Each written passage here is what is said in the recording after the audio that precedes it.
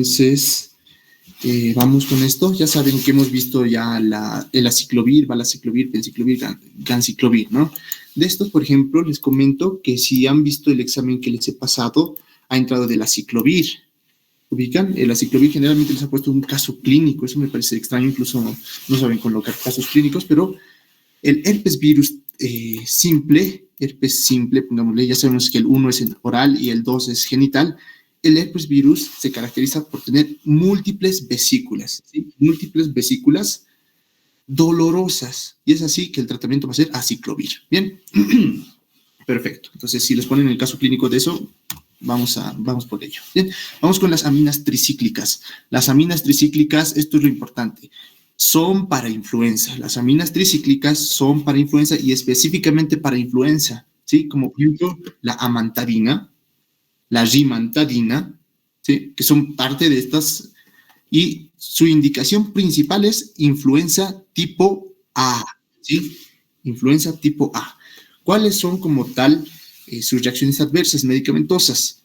La más característica, fíjense, puede producir efectos colinérgicos, la amantadina y la rimantadina. Entonces, efectos anticolinérgicos debe ser algo nuevo que ningún otro antiviral puede provocar, ¿sí? Entonces, tienen que asegurarla esta. No se olviden que es influenza A, efectos anticolinérgicos, su reacción adversa más característica. Bien, también puede potenciar la vacuna antiinfluenza. Esto es como que un poco lógico, ¿no? Porque si es que va contra influenza, pues puede potenciar la vacuna contra la influenza tipo A. ¿Cuál va a ser su mecanismo de acción? Estas amantadinas, o amantadina y rimantadina, fíjense, van a inhibir la descapsidación, así se denomina, descapsidación. ¿Cómo lo van a hacer? Fíjense, aquí está el virus, se une a su receptor y después se descapsida, fíjense, se descapsida. Esto lo rompe para liberar todos los virus hacia dentro de la célula. Eso es lo que va a inhibir como tal estos medicamentos, van a inhibir que se descapsiden. ¿Cómo? Van a bloquear a la proteína M2, ¿sí? Bloquean a la proteína M2 que es necesaria para la descapsidación. Y es así como va a provocar la inhibición de la replicación viral. Bien, y evidentemente, ¿cuál va a ser su mecanismo de resistencia? Pues una mutación de la proteína M2, lógico, ¿no? Vamos con esto. Entonces, ya saben, amantadina, rimantadina, influenza A, efectos colinérgicos, anticolinérgicos. Vamos con el siguiente, Foscarnet. Bien, este es yo apostaría porque entre uno de estos, ¿sí? Foscarnet sería un medicamento que sí entraría en el final, o yo lo pondría, porque es interesante. Fíjense aquí. Estamos hablando de virus herpes simple, tanto 1 como 2, y citomegalovirus, ¿sí? Estos dos virus están en las indicaciones del Foscarnet, pero ustedes me dirán, pero esto ya lo hemos visto en aciclovir. ¿Puede el aciclovir actuar en virus herpes simple 1 y 2 y el ganciclovir en citomegalovirus? Sí, perfecto, lo pueden hacer, pero el Foscarnet es para resistencia, es decir, cuando el virus tiene resistencia al aciclovir, cuando el aciclovir no sirve, cuando el ganciclovir tampoco sirve, pues aquí tenemos una segunda línea, uno más potente, ¿sí? ¿Por qué es más potente y por qué se puede dar en resistencia de aciclovir y de ganciclovir? Fácil. ¿Recuerdan cuál era el mecanismo de resistencia del aciclovir? Exacto, disminución de la timidina quinasa, ¿sí? Disminución de la timidina quinasa que fosforilaba para formar trifosfato de aciclovir. ¿Se acuerdan que era la forma activa? Si no tenemos timidina quinasa, no va a haber la forma activa de aciclovir y por lo tanto no va a hacer su acción. ¿Qué pasa con estos medicamentos como el Foscarnet, que son análogos de los pirofosfatos? No requieren fosforilación, ¿sí? No van a requerir fosforilación y por lo tanto son activos ya ingresando a la célula, no van a requerir técnicamente de la timidina quinasa, ¿sí? Perfecto. Vamos con sus reacciones adversas medicamentosas, que en este caso va a ser la nefrotoxicidad y más que todo anemia. Anemia es muy frecuente, ¿sí? Entonces, nefrotoxicidad y anemia. No se olviden, si se olvidan un poco de la nefrotoxicidad también estaba en aciclovir, ¿sí? Y también para relacionarlo, se ubican, es técnicamente aciclovir, nefrotóxico, y también Foscarnet. Bien, es un agente, es un medicamento que sí va a penetrar el sistema nervioso central y muy bien, ¿sí? Chicos, va a penetrar muy bien el sistema nervioso central. Perfecto. Es mejor que el AZT, que hemos dicho que el AZT era un medicamento para VIH, ¿verdad? Un inhibidor de la transcriptasa inversa. ¿Cómo lo va a hacer? ¿Cómo es que es mejor que el AZT? Pues fácil. Este medicamento, el Foscarnet, puede penetrar los macrófagos, ¿sí? E inhibir la replicación del VIH. Ahí estamos con otra indicación. Puede ser una indicación para el VIH. De hecho, en Europa se utiliza para VIH. Bien, entonces, ¿por qué? Porque es mejor que el AZT al penetrar los macrófagos, cosa que el AZT no puede hacer. El AZT no entra dentro de los macrófagos, ¿sí? Y el VIH también afecta a los macrófagos, está dentro de los macrófagos. Bien, ¿cuál va a ser su mecanismo de acción? Como tal, va a inhibir la polimerasa, la DNA polimerasa viral, y también la transcriptasa reversa, mediante dos mecanismos de acción, si se dan cuenta. Bien, no va a ser competitivo este. Entonces, esa parte es importante. Somos 100, ¿no? Déjenme crear otra, por favor. Ven.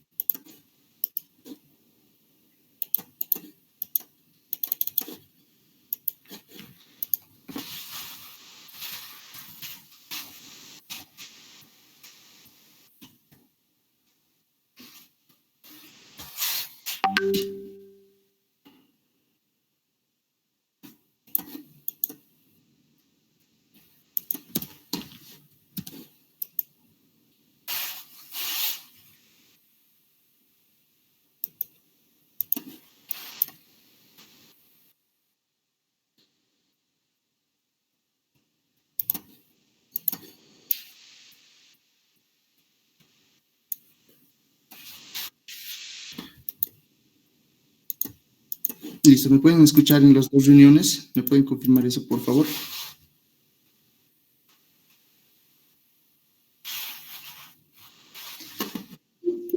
Aquí sí me pueden escuchar y aquí también, perfecto.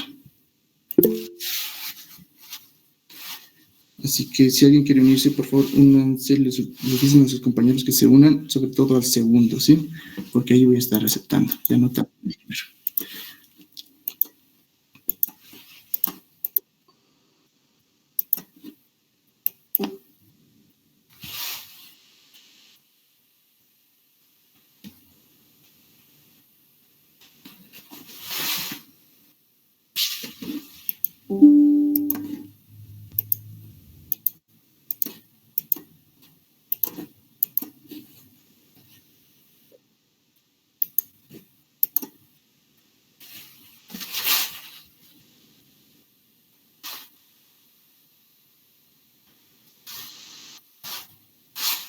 Vamos entonces ya continuando.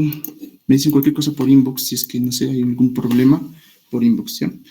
Vamos con esto. Entonces ya estamos con el Foscarnet. Nos sirve, hemos dicho, para resistencia al aciclovir y el ganciclovir. Entonces, no se olviden de su reacción adversa más característica, la anemia. Y que es como tal, es mucho mejor que la AZT. Hemos dicho por qué era mejor, porque este sí ingresaba a los macrófagos, ¿sí? Este sí ingresaba, este medicamento sí ingresa a los macrófagos, por eso es mucho mejor que la AZT. Vamos con el siguiente medicamento, que es los inhibidores de la neuroaminidasa, ¿sí? El zanamivir y el oseltamivir. Estos son específicos, oseltamivir y zanamivir, para gripe A y B. No se confundan, gripe es lo mismo que influenza, ¿sí? Influenza A tipo A y influenza tipo B. Bien. Una indicación característica, y esto lo he sacado del libro como tal, no se olviden que cuando ustedes estaban en colegio, yo también, fíjense, es una indicación, la influenza A-H1N1, ¿sí? No se olviden, especialmente para esta es oseltamivir, preferentemente nos está diciendo, de primera línea oseltamivir para influenza A-H1N1, ¿bien? Entonces no se olviden. Y al igual que la penicilina, ¿se acuerdan del probenecid? Vuelve, ¿no? De la penicilina que ampliaba su semivida porque la penicilina se suicidaba para mantener con vida, el probenecid se suicidaba para mantener con vida a la penicilina, es decir, que aumentaba su vida media de la penicilina. En este caso es igual, aumenta su semivida plasmática del oseltamivir, ¿Cómo lo hace? Pues toma su lugar en la excreción renal. Evidentemente, el probenecid es el que se va a excretar y el oseltamivir es el que no se va a excretar. ¿Bien? Entonces se sacrifica por el oseltamivir. Otro caso que pasa igual con la penicilina. ¿Bien? No se olviden de esta parte. Vamos ya con los interferones. Tenemos estos interferones. Tenemos alfa, beta, gamma. ¿Sí? Alfa, beta, gamma. No se olviden, alfa, beta, gamma. ¿Cuál es el más importante de estos? Es el alfa. El alfa es el más importante de todos estos. Los interferones tienen selectividad para virus RNA de doble hélice. ¿Sí? Tienen selectividad, sí, pero no significa que sean exclusivos para virus RNA doble hélice, porque también pueden pueden ser muy buenos para el virus de un ADN o DNA. ¿Sí? ¿Perfecto? ¿Cuáles son sus principales indicaciones? Y esto, si entra de interferones, va a entrar estas 3 indicaciones. ¿Sí? Son principales, chicos. Miren, virus de hepatitis B y fíjense, virus de hepatitis C. Entonces, B y C ya estamos con los interferones. Hasta ahorita no hemos hablado de ninguno que diga A, ¿no? No se olviden de eso. Cuidado, les pongan A y ahí se equivoquen. Entonces, es virus de hepatitis B y virus de hepatitis C. ¿Cuál otro? El papilomavirus, ¿sí? Papilomavirus que generalmente causa en las mujeres cáncer de cervix, ¿no? Cáncer de cuello uterino. Entonces, esta es la primera vez que aparece el papilomavirus en todos los antivirales que hemos visto. Es la primera vez, no se olviden, los interferones, especialmente el alfa, es el que puede técnicamente tener estas 3 indicaciones, 1, 2 y 3. ¿Bien? Los interferones como tal son inhibidores, por si acaso, del citocromo P450. Entonces ya se están dando cuenta qué tipo de interacciones podrían tener, ¿no? Con otros medicamentos. Si es que es un inhibidor del citocromo, ¿qué va a provocar?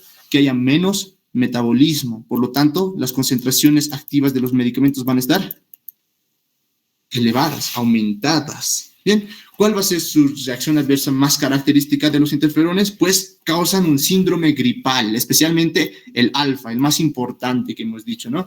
¿Cuál es el síndrome gripal? Pues cefalea, hipertermia o, bueno, aumento de temperatura, malestar general, artralgias, todo lo que se imaginen que podría ser un síndrome gripal, pues esto es lo que puede causar los interferones.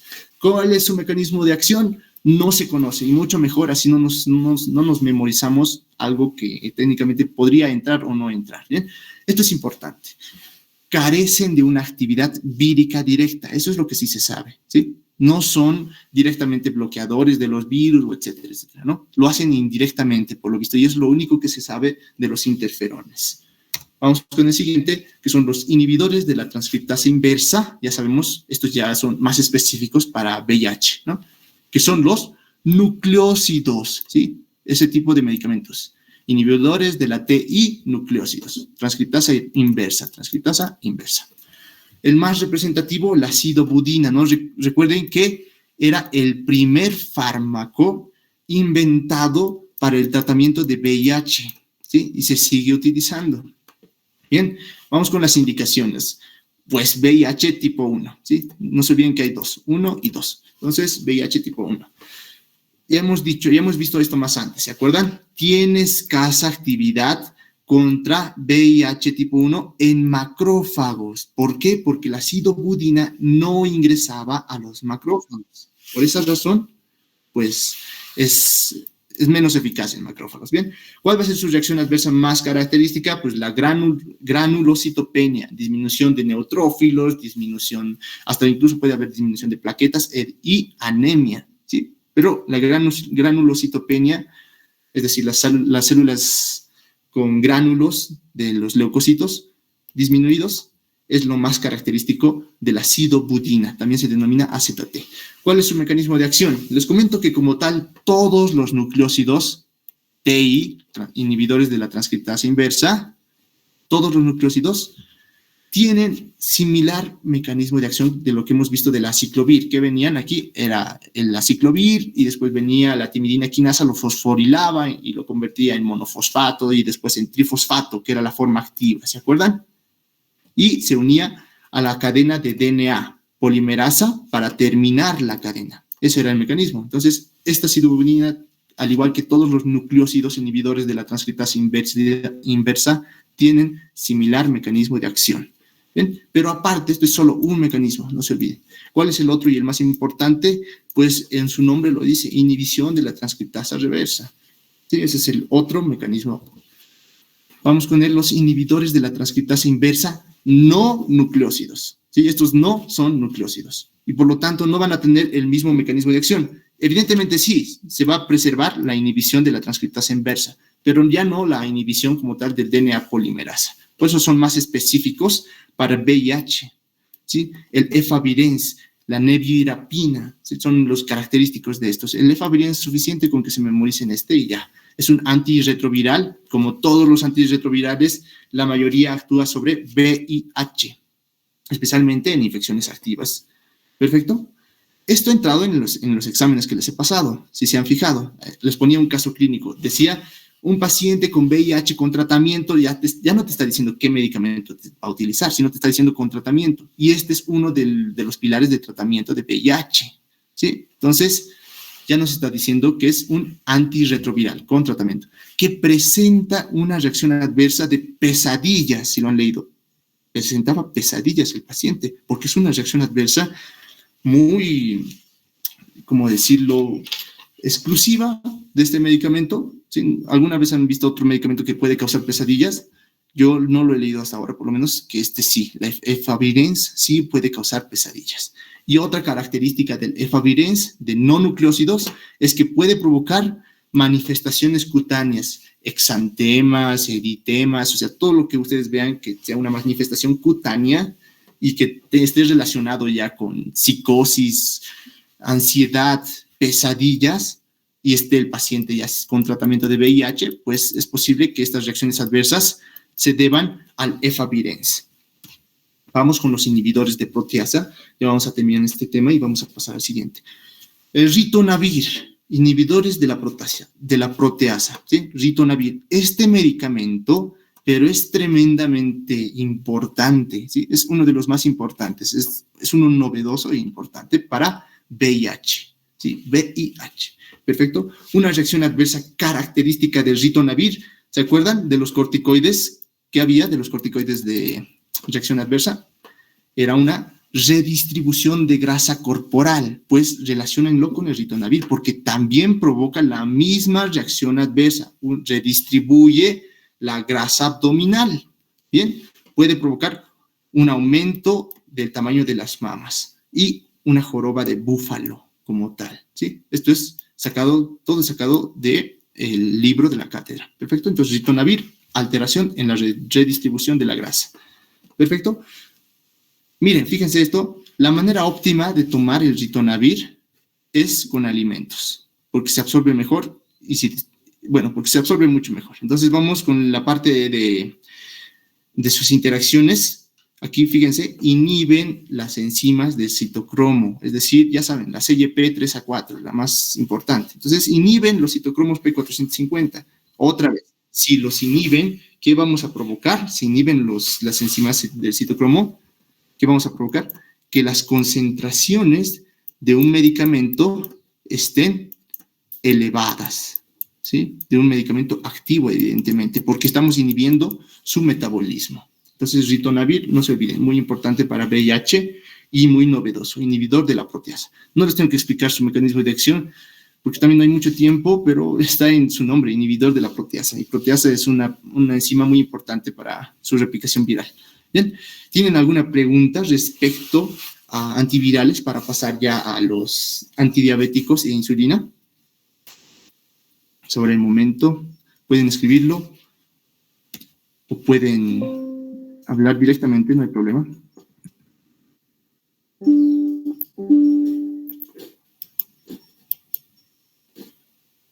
Ya, creo que no hay preguntas. Perfecto, vamos a pasar al siguiente tema. Yo sé que ya el auxiliar Samuel les ha dado como tal un repaso de antidiabéticos. Es cierto, lo vamos a hacer un poco más profundo, ¿sí? Es que este tema realmente es pregunta de examen. Fíjense, diabetes, yo estoy seguro que les va a entrar. Voy a ver el día de hoy también en su parcial. Vamos a verlo. Yo estoy seguro que va a entrar por lo menos 1 o 2.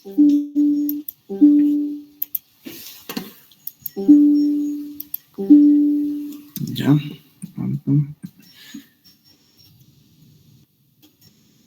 Bien, ¿me pueden confirmar si pueden ver mi presentación y me pueden escuchar bien?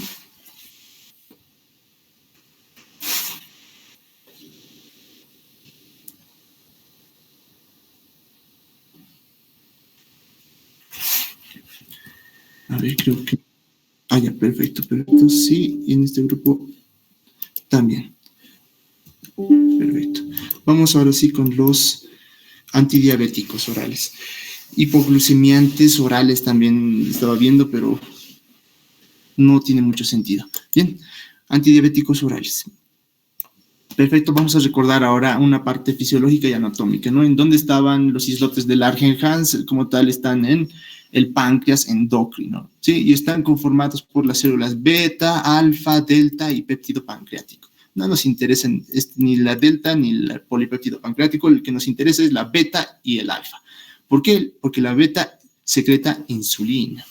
Bien, fácil. Entonces tenemos aquí ya las enfermedades para tratar, como serían, por ejemplo, diabetes tipo 1 y diabetes tipo 2. También tenemos diabetes gestacional, que es importantísimo, y ya prediabetes. Estos son los más característicos, ¿no? 1, 2 y prediabetes. Vamos a lo siguiente. Estos son los criterios. No les van a preguntar esto, a menos de que entre un caso clínico. Bueno, vamos a repasar un poco de los casos clínicos. ¿Cuándo es el diagnóstico de una prediabetes? No, de una diabetes. ¿Cuándo es el diagnóstico de una diabetes? Cuando la glicemia en ayunas es mayor a 126, es mayor o igual a 126 miligramos decilitro. Ahí es, como tal, el diagnóstico de diabetes tipo, bueno, no te menciona qué tipo, ¿no? Pero este es el diabetes. ¿Sí? No se memoricen esto, creo que les preguntaron en fisiopatología esto, ¿no? En milimoles de agufa, eso sí es muy grave, porque esto no se utiliza miligramos decilitro. Otro estudio para diagnosticar diabetes es la curva de tolerancia oral a la glucosa, en el cual tiene que ser mayor o igual a 200 miligramos decilitro, ¿sí? Y así diagnosticamos diabetes. ¿Por qué lo estoy mencionando? Pues porque les puede aparecer en un caso clínico. Paciente que tiene estudio de tolerancia oral a la glucosa mayor a 200 miligramos decilitros y con obesidad, ¿qué antidiabético oral se le podría dar? Pueden ponerle, ¿no? Vamos a ver cuáles, especialmente para obesos. ¿Sí? Otro estudio que nos dice que tiene diabetes es la hemoglobina glucosilada, el HbA1c, que tiene que estar mayor o igual a 6.5. Bien, perfecto. Esos son los más importantes. Vamos con la insulina. Ya saben ustedes que tienen que hacer tratamiento antes, dieta, ejercicio del paciente, pero más que todo vamos a ver ahora en la parte medicamentosa, ¿sí? Insulina, 51, ¿sí? Pregunta de examen. Ha sido pregunta de examen así de simple, algo bien fácil y sencillo. 51 aminoácidos, ¿sí? No se memoricen cuántos tiene el alfa y cuántos tiene el beta. Dudo mucho que les pregunten eso. Pero fíjense, 21 más 30 hacen 51. 51 aminoácidos. Está conformado la insulina por 51 aminoácidos. Tiene como tal 3 cadenas. Inicialmente, evidentemente, tiene solo 2 cadenas, una alfa y una beta, pero antes de ser secretado también tiene una cadena péptido C, ¿sí? Un péptido C. Ustedes ya saben para qué sirve, ¿no? Creo que en fisiopatología les deberían enseñar que nos sirve para cuantificación de la secreción de insulina. Bien, perfecto. ¿Cuál es su característica más importante? Fíjense esto, es anabolizante, ¿sí? Anabolizante, no es catabolizante, es anabolizante, la insulina es anabolizante. Bien, vamos a ver uno por uno de sus efectos metabólicos. No se olviden que ahora hay la insulina humana biosintética que tiene una pureza increíble del 100% y esto nos hace que las antiguas reacciones adversas ya no se presenten tanto. Bien, vamos con su mecanismo de acción. Evidentemente, al ser la insulina técnicamente, se une a sus receptores y así favorece el ingreso de glucosa dentro de las células. Bien, quiero que aquí se aprendan todos los rojos, porque después de esto ya les he pasado las diapos, entonces desde ahí se memorizan simplemente los rojos. Disminuye la glucemia, uno de los efectos. Disminuye la glucemia. ¿Por qué? Porque toda la glucosa que estaba en la sangre los mete hacia dentro de las células. Por eso disminuye la glucemia. Es una hormona de depósito, ¿sí? Porque deposita la glucosa en los tejidos. Por lo tanto, fíjense, glucogenogénesis. ¿Se acuerdan del glucógeno? ¿Se acuerdan del glucógeno como tal? El glucógeno era una forma de almacenamiento de la glucosa. Entonces, al meter toda la glucosa que estaba en la sangre hacia dentro de los tejidos, como el hígado o como los músculos, va a favorecer su depósito en forma de glucógeno. Por eso va a estar elevado, porque los va a depositar. Bien, va a elevar la glucólisis como tal. Fíjense, eleva la glucólisis. Disminuye la gluconeogénesis. Disminuye la glucogenólisis, ¿sí? Entonces, todas estas cositas son 5 cosas que se tienen que memorizar. Sí, es difícil, pero hay que memorizar, no hay de otra. ¿Sí? Metabolismo graso. Como tal, vamos con este medicamento, o bueno, esta hormona que es técnicamente 100% de pureza, es lo mismo, inhibe la lipólisis, ¿sí? Inhibe la lipólisis. Vamos con lo importante de las proteínas. Promueve la captación de aminoácidos, o sea que técnicamente las proteínas que están en el torrente sanguíneo las mete dentro de las células, dentro de los tejidos otra vez. ¿Bien? Y por eso va a aumentar la síntesis proteica, pero no el catabolismo. Recuerden, es una hormona anabolizante, creadora, ¿sí? No es catabolizante, la insulina, es anabolizante. Entonces, no va a aumentar el catabolismo, tampoco va a provocar lipólisis, porque eso es catabolismo, ¿se dan cuenta? Entonces, solo deposita, construye más, porque el glucógeno está constituido por glucosa. Vamos con las insulinas. De aquí no importa nada excepto esto. Esto sí puede preguntarles, ¿sí? Esto es lo respecto a las insulinas característico. Tienen un efecto breve, un efecto de acción intermedia y uno de prolongada. ¿Sí? Estos más que todo varían. Las insulinas se clasifican según su farmacocinética, ¿sí? Según cuánto tiempo vayan a durar. Yo les digo, ¿cuáles valen la pena memorizarse? Lispro y Aspart en acción ultra corta. ¿Cuáles valen la pena memorizarse en acción intermedia? NPH y NPL. ¿Sí? Esos valen la pena, por lo menos. Vamos con los de acción prolongada. Pues estos son 2 fáciles, glardinia y ultralenta. Bien, entonces 2 de cada uno, breve, amplio y prolongada. Bien, vamos con las indicaciones terapéuticas. Estamos en insulinas.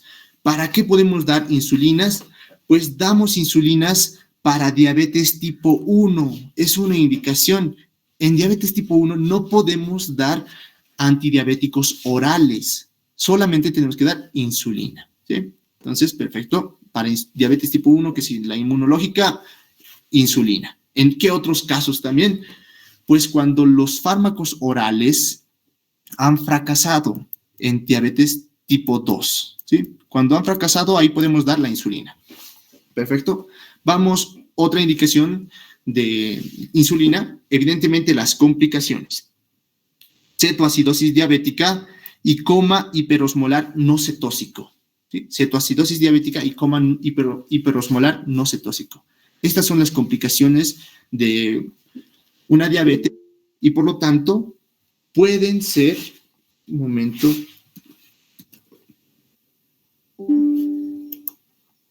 ya, me pueden, alguien está levantando la mano, pueden preguntar tranquilos o pueden escribir también, no hay problema.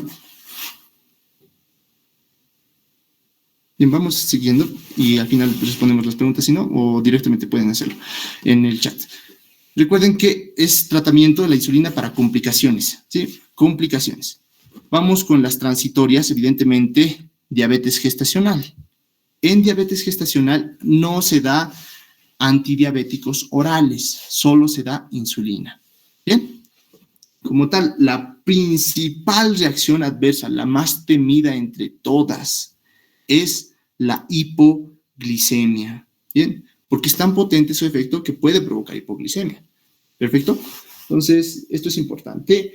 Creo que en su examen estaba una interacción con los beta bloqueantes. Si recuerdan, cuando hay una hipoglicemia, evidentemente el cuerpo va a tratar de compensar. Esa disminución de azúcar, esa disminución de energía, por lo tanto, va a aumentar la frecuencia cardíaca para que lleve más oxígeno, más glucosa a los diferentes tejidos, etcétera. Entonces, aumento de la frecuencia cardíaca sería una compensación. ¿Y qué provocan los beta bloqueantes? Como su nombre indica, lo bloquean, pues. Entonces, no va a haber frecuencia cardíaca elevada. Por lo tanto, enmascara o encubre los síntomas de una hipoglicemia. Bien, vamos con otras reacciones adversas, las lipodistrofias. ¿Sí? Las lipodistrofias se presentan en forma de atrofia o hipertrofia. ¿Sí? No es nada más que el crecimiento o un excavado, ¿no? de tejido celular subcutáneo. ¿Bien? Entonces, esos son las lipodistrofias. Ya no son muy frecuentes. ¿Por qué? Porque ahora las insulinas tienen un 100% de pureza. ¿Bien? Pero en el libro lo menciona incluso.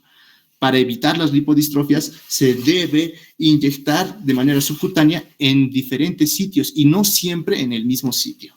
¿Bien? Puede provocar retención hidrosalina, gracias a que favorece la absorción de agua y de sodio. Bien, entonces estas partes son importantes. Reacciones inmunológicas no son importantes. Vamos con las interacciones. Aquí, fíjense, quiero más que todo que se vayan con dos medicamentos que pueden provocar interacciones importantes. Los corticoides. ¿Los corticoides qué hacían? ¿Se acuerdan? Incrementaban la glucosa en sangre, incrementaban la glucemia. Eso es lo que provocaban los corticoides. Y ahora tenemos la insulina por el otro lado que disminuye la glucemia. Entonces van a ser antagonistas, evidentemente, no por receptores, sino por sus funciones fisiológicas, antagonización fisiológica. Bien, entonces vamos a tener aquí los sinergismos que se producen por los beta bloqueantes. Los beta bloqueantes pueden provocar o desencadenar como tal una mayor excreción o secreción, pongámosle, de insulina. ¿Sí? Entonces es un sinergismo. Tienden a producir más hipoglicemia. Perfecto. Estos dos medicamentos son importantes. Vamos ahora sí con los antidiabéticos orales. Vamos con las sulfonilurias. El más característico, glibenclamida. La glibenclamida. Les comento, esto es una célula. Este es su receptor. ¿Cuál es el mecanismo de acción como tal? Fíjense, estimulan la secreción de insulina. Esto es importantísimo porque los otros no van a estimular la secreción de insulina. Los otros, por ejemplo, van a favorecer a que haya una disminución de la resistencia a insulina, pueden favorecer a la excreción de glucosa por la orina, etcétera, etcétera. Estos tienen un mecanismo diferente, estimulan la secreción de insulina. ¿Cómo lo hacen? Hay un receptor que se denomina receptor de sulfonilurias tipo 1, vamos a ponerle aquí SUR 1, en donde se une la sulfoniluria, se une aquí a este receptor, los dos se unen. ¡Pam! ¿Y qué va a pasar? Van a desencadenar que un canal de sodio, aquí un canal de fuga, de potasio, un canal de fuga de potasio, se cierre, se va a cerrar. ¿Y qué sabíamos de esto? Que el potasio salía, ¿se acuerdan? El potasio era para escaparse, se salía, por eso es canal de fuga de potasio, se escapaba hacia afuera. Pero ahora, como no se va a poder escapar, va a haber más potasio aquí. Y el potasio tiene cargas positivas. Entonces va a haber más cargas positivas, más dentro de la célula. Lo que va a provocar una despolarización, ¿sí? Con entrada de calcio. Y sabemos que el calcio va a mover las vesículas ya creadas de la insulina. ¿Hacia dónde? Hacia el torrente sanguíneo. ¿Sí? Entonces, de esta manera favorece la secreción de insulina. Esto especialmente, esta célula, ¿cuál será? Evidentemente, ustedes ya lo han atinado, es una célula beta, ¿sí? De Langerhans. Bien.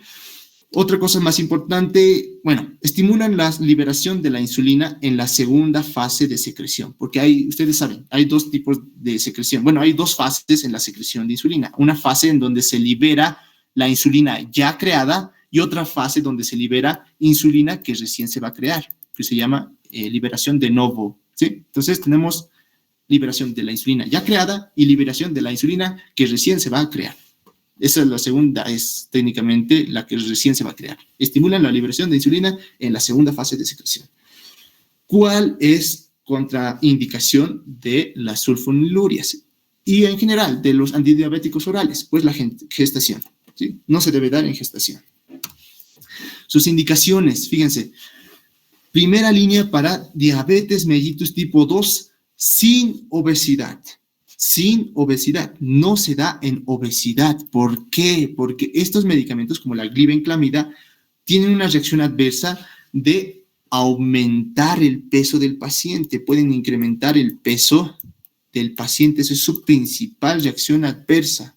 Por eso no se da en pacientes obesos. Imagínense, tenemos aquí ya el paciente obeso y te vamos a darle un medicamento que va a provocarle mayor obesidad. No, es muy contradictorio. ¿Sí? Vamos con las biguandinas. De las biguandinas, ¿cuál es el más característico? Pues, evidentemente, la metformina. ¿Sí? Estos sí son útiles en pacientes obesos. ¿Sí? Por eso les he dicho al principio, ¿no? En la pregunta, ¿cuál sería un paciente con, no sé, una prueba de tolerancia oral a la glucosa mayor o igual a 200 miligramos de decilitro y que es obeso? ¿Cuál antidiabético oral sería de preferencia? Pues estos, los de biguandinas, la metformina. Bien. ¿Cuál es su mecanismo de acción? El otro era estimulación de la secreción de insulina. Este sensibiliza a los tejidos periféricos a la acción de la insulina. Los sensibiliza. Y ustedes dirán, pero es la primera vez que he escuchado sensibilizar. No lo creo. Ya lo han visto, ¿no? Entonces, sensibilizar más que todo se ve o sea, hace referencia a este tipo de acción, a que la metformina tenga más efecto en ese tipo de células. ¿Cómo lo va a hacer? Fíjense, generalmente dentro de la célula ingresaba la glucosa. Eso ustedes ya saben, ¿no? Ingresa la glucosa aquí y va hacia un procedimiento de glucólisis para generar, ¿qué? ATP. Entonces, generamos ATP gracias a la glucólisis y posteriormente va al ciclo de Krebs, donde gracias al oxígeno se puede formar más moléculas de ATP que sin el oxígeno. Bien, entonces así tenemos ATP. Eso es lo que requiere nuestro organismo para seguir estudiando. Vamos con eso. Entonces, ¿qué es lo que provoca la metformina? Fácil. La vía aerobia, gracias al oxígeno, la cancela, ¿sí? Ya no va a haber una vía aerobia, sino una vía anaerobia. Esto es lo que se produce, una vía anaerobia. Y como va a ser una vía anaerobia, va a haber menos cantidad de ATP.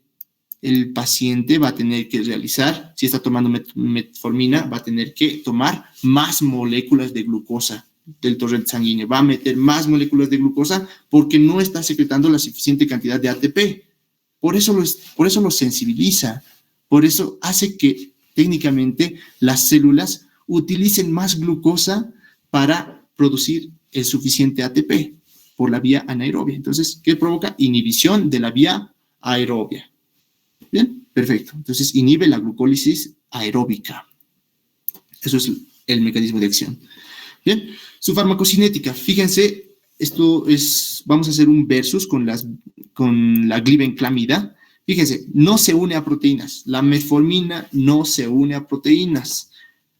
La glibenclamida sí se une a proteínas, en un 90%, incluso más, 90% más, ¿sí? Por ejemplo, la glibenclamida sí se va a metabolizar por el hígado. Estas no se metabolizan, ¿sí? Y evidentemente ambas se excretan por el riñón. Bien, principal indicación, hemos dicho, paciente con obesidad, porque este no va a causar aumento de peso como una reacción adversa. Como reacción adversa más característica, lo que causa es una acidosis láctica. Produce una acidosis láctica, evidentemente porque va por la vía anaerobia, ¿sí? Entonces, acidosis láctica. Ácido láctico es una sustancia que es producida cuando se va por la vía anaerobia. Entonces, acidosis láctica. ¿En qué otros cuadros podemos tener acidosis láctica? ¿Recuerdan un poco fisiopatología? Exacto, shock. En shock podemos tener acidosis láctica, en shock séptico, por ejemplo, ¿no? Entonces, evidentemente, va a ser una contraindicación en pacientes que tengan shock. Vamos con las interacciones. El etanol también produce acidosis láctica. El etanol, alcohol, entonces no se debería dar en pacientes que tienen un cuadro de alcoholismo que no pueden controlarlo, ¿no? Aquí estamos con las contraindicaciones. En general, de todos los antidiabéticos orales que hemos visto hasta ahorita y de los que vamos a ver más adelante, ¿cuáles serían no en embarazo, porque en embarazo hemos dicho que se da insulina. En lactancia tampoco, no se da en diabetes tipo 1, porque también damos insulina en ese caso. No damos en complicaciones de diabetes mellitus, la cetoacidosis diabética y el coma hiperosmolar, no, ahí se da insulina. Bien, vamos con las contraindicaciones específicas, ahora sí, de las sulfonilurias. Por ejemplo, aquí tenemos la insuficiencia hepática, no se debería dar ahí. Tenemos también el alcoholismo activo, también el shock también no podríamos dar. Son las más características, las que sobresalen, ¿sí? Vamos con con otros medicamentos ya. Estos son, por ejemplo, fármacos con agonistas del receptor GLP-1, ¿sí? Hacen una forma o simulan a las incretinas. ¿Recuerdan que eran las incretinas? Las incretinas son técnicamente los péptidos que son liberados por el intestino cuando se come algo, ¿no? Cuando se come algún alimento, especialmente carbohidratos, pues ahí se liberan las incretinas por el intestino. ¿Qué hacen estas incretinas? Pues principalmente van a favorecer la excreción de insulina. Entonces, favorecen la excreción de insulina. Entonces, es algo bueno, ¿no? Las incretinas, técnicamente. Por eso, fíjense, ¿cuáles son las incretinas que se conocen? GLP-1, que es péptido-like glucagón, péptido similar al glucagón tipo 1, y el GIP-1, ¿sí? GIP, ufan, ya estoy olvidando cómo se denomina, pero estos son, no les van a poner el nombre como tal, les va a poner HIP y GLP-1. Estas son las incretinas que normalmente hay en el organismo y que gracias a estos medicamentos se puede simular su efecto. Algo como los simpático-miméticos, como los parasimpático-miméticos que hemos visto, algo similar, ¿sí? Aquí tenemos otros, los inhibidores de la dipeptidilpeptidasa 4.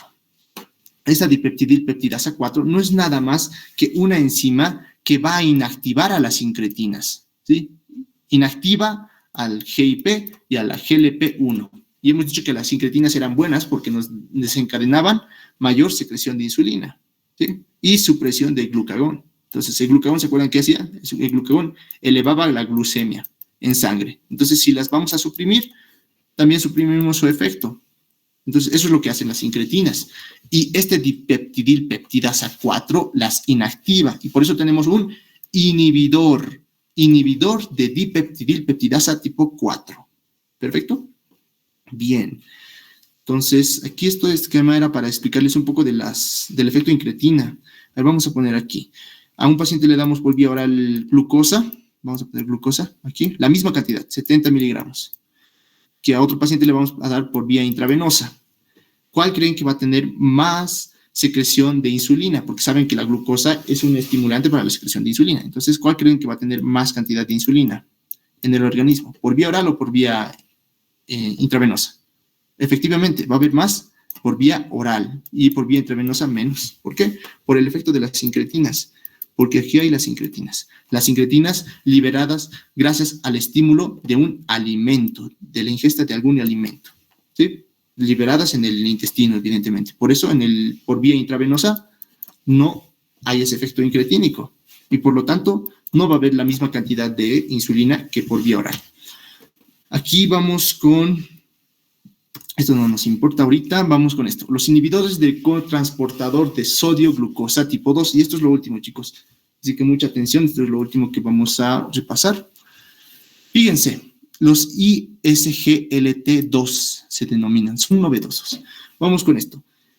Se sabe que en la diabetes mellitus tipo 2 hay una sobreexpresión de SLGT2, que es un receptor. Pero ustedes dirán, ya, si hay una sobreexpresión, ya hay más receptores, hay más este tipo de receptores. ¿Qué nos interesa? Los SGLT2 favorecen la reabsorción de sodio y de glucosa, ¿sí? Hacia dentro de la célula tubular. Y de aquí, la glucosa también se va a absorber hacia el torrente sanguíneo, que sería este lado, ¿sí? Entonces, el SGLT2 favorece la reabsorción de glucosa, fácil. Y así el paciente diabético nunca va a terminar de excretar toda la glucosa porque la va a reabsorber y siempre va a estar en su torrente sanguíneo la misma glucosa. Porque se recuerden que se absorbía un 99% de glucosa. Entonces, es un problema, ¿no? Evidentemente, pues se han creado estos medicamentos, los inhibidores del cotransportador sodio-glucosa tipo 2, que hacían ¿qué hacían? Inhibían a este transportador para que no se reabsorba glucosa y así se excrete por la orina. ¿Sí? Por la orina. Evidentemente, las reacciones adversas van a ser ya desencadenantes de la excreción de orina. Por ejemplo, puede haber deshidratación, puede haber una orina más, un aspecto y olor a manzana, etcétera, etcétera. Ya son un poco más lógicas, ¿no? Entonces, porque favorece la excreción de glucosa, porque inhibe a los SGLT2. Bien, perfecto. Aquí fíjense, esta es la luz tubular, esta sería una célula tubular. No se vayan a confundir. Aquí es el capilar sanguíneo, esta es la sangre, y aquí está la luz donde está la orina. Bien, en el riñón.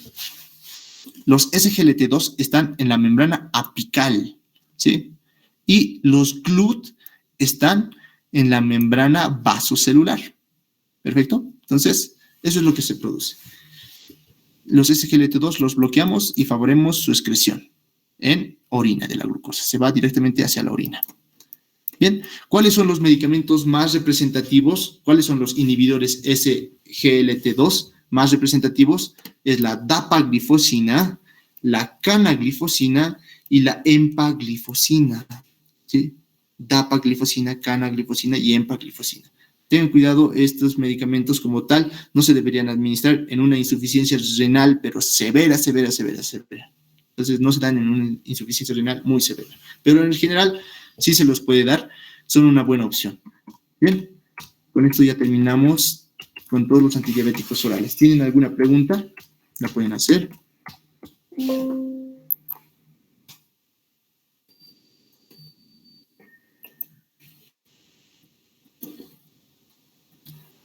Preguntas. ¿Los ADO son insulinos sensibilizantes? O sea, te refieres a si técnicamente favorecen la excreción de insulina, ¿no? No, como tal, no. Hemos visto como tal, uno sí provocaba la excreción de insulinas, que era la... Basta, yo me estoy olvidando, ¿qué pasa? Ahí está, la glibenclamida. La glibenclamida era la que favorecía la excreción de insulina. Como tal, la metformina no tiene el mismo mecanismo de acción. Hemos visto que sensibiliza a los tejidos periféricos. Bien, uno actúa en las células periféricas y otro en las células beta del páncreas. Bien, perfecto. ¿Otra pregunta?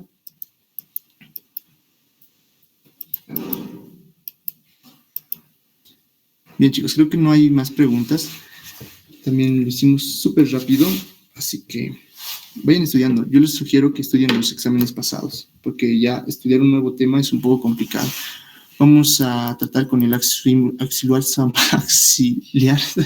con Samuel, en pasarles como tal un examen hecho por nosotros con respuestas y ojalá entre de ahí algunas, ¿sí? Chao, chicos, nos vemos esta tarde y espero que les vaya súper bien, ¿sí?